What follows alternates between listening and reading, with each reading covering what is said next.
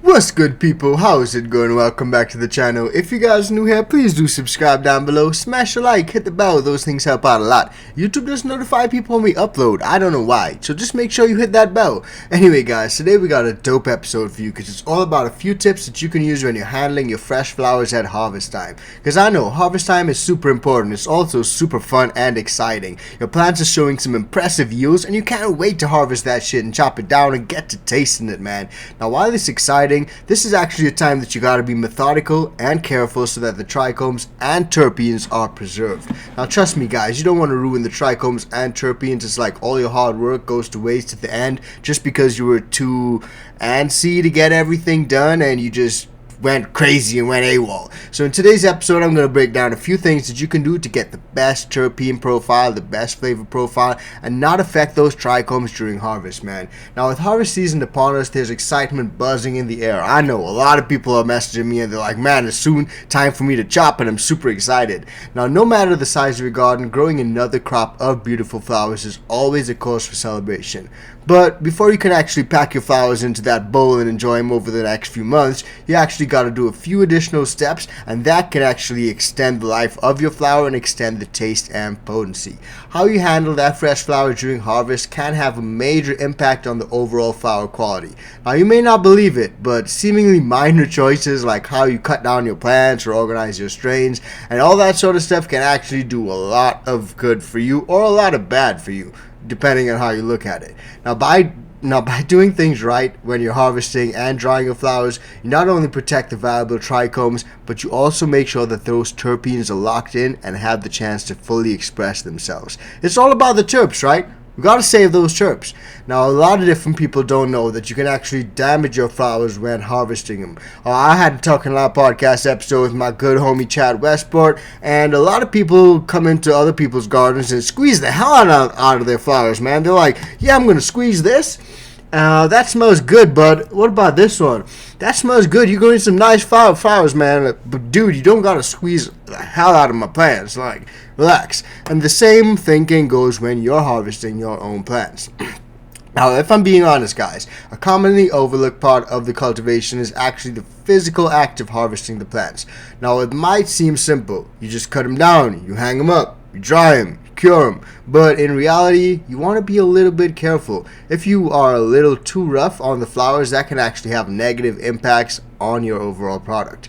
A lot of people overhandle the fresh flowers. They just overhandle them. I see people literally holding the flowers in their hand like this when they're trimming, man. I'm talking, that's a bit much. You actually can be too rough. Too rough is a thing. So if you handle your flowers, you may want to probably use some gloves or just handle them in a way where you don't touch them up too much. A lot of times you can use tools, you can use different pieces of equipment, and those things actually get coated in resin a lot. During harvest everything becomes super sticky, and that way you end up touching your flowers a lot more than you originally would have. So what I like to do is leave a little bit of the stem at the bottom of the branch, and I can hold that stem and I can trim and manicure my flowers around that stem.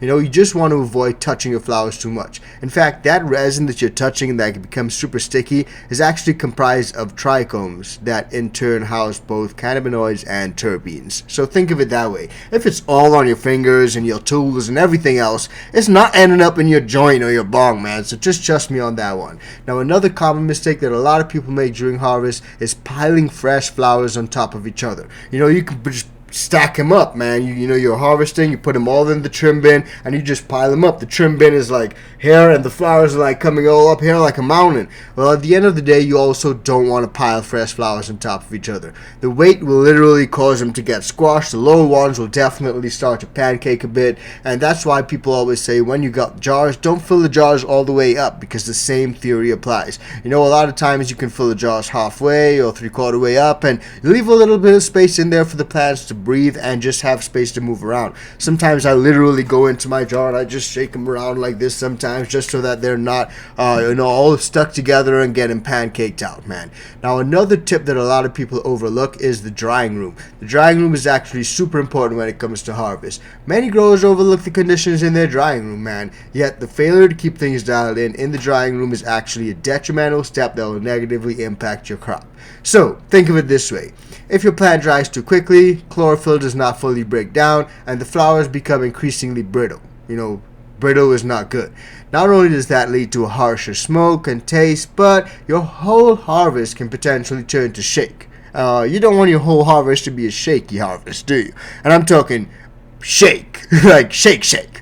Anyway, by drying your flowers too slowly, on the other hand, now you create overly humid environments in the drying room where pathogens like bud rot, botrytis, and even mold and stuff like that have a chance to ruin entire harvest. In other cases, drying too slowly can cause a hay-like aroma that ruins the aesthetic appeal of your flowers. So you don't want to overly do it, man. If you dry overly slow, especially at bad temperatures, bad humidity, the humidity is too low, your shit will just go AWOL, man. You don't want it to go AWOL. Now, a lot of people know a long, slow, dry, and cure is best, but you got to make sure that when you're doing the long, slow, and dry, you got to make sure that your temperatures and humidities are dialed in. It's all about the environment. Think of it this way. You can't do a long, slow, dry, and cure if your environment and temperatures are out of whack, right? It just won't work. It just won't happen. It just won't make sense. So just think about that. The environment is super important, man.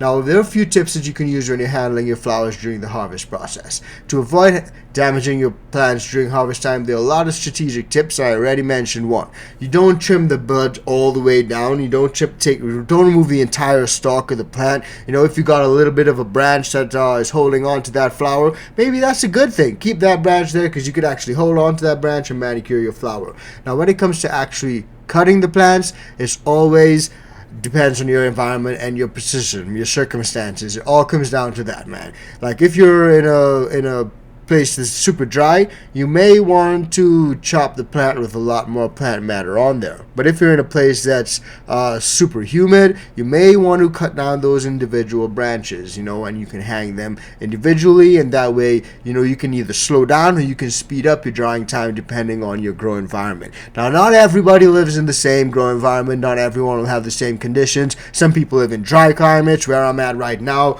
the RH is literally, as you guys can see, 36%. This is just standard, right? And that's my temp right now. So in a lot of places, the RH may be a lot higher. Like I know in Florida, it's super fucking humid. In places like the Caribbean, you can have 70% RH on a regular basis. Where I'm at right now is 35.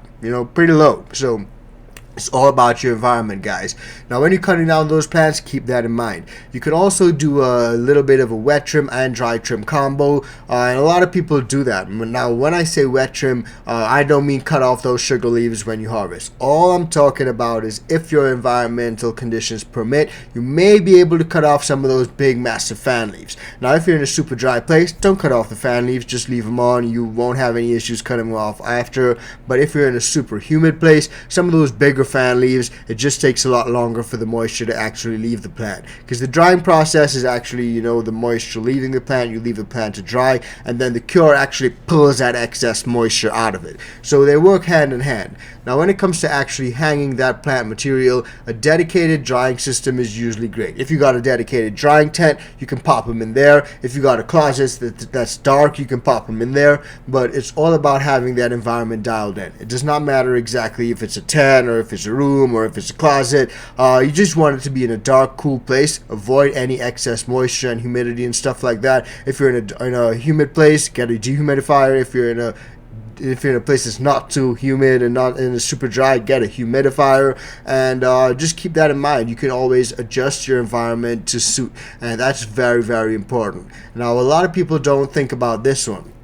The different strains may require different drying techniques. So if you got a strain that's got some super fat flowers, I'm talking big nugs on that bitch, but what you got to do is think about, okay, this is some fat flowers. Fatter flowers are actually prone to bud rot and mold and that sort of stuff, just because they're fatter, man. They're a lot fatter, and they've got a lot of moisture inside of those flowers. So you can actually put some of those fatter flowers, closer to the dehumidifier, and put some of the, or if you got a humidifier, put some of your scanglier, what's the word, lighter, airier, fluffier flowers closer to the humidifier. So that way you can actually work in tandem with your strains. That's something that a lot of people don't actually think about, but it's all about monitoring those moisture levels, because in the bigger flowers you have a lot more moisture than in the fluffier, lighter area flowers, man. So just something to think about. How you organize that dry room can be super important. Where you put the flowers can be super important. How you hang them up.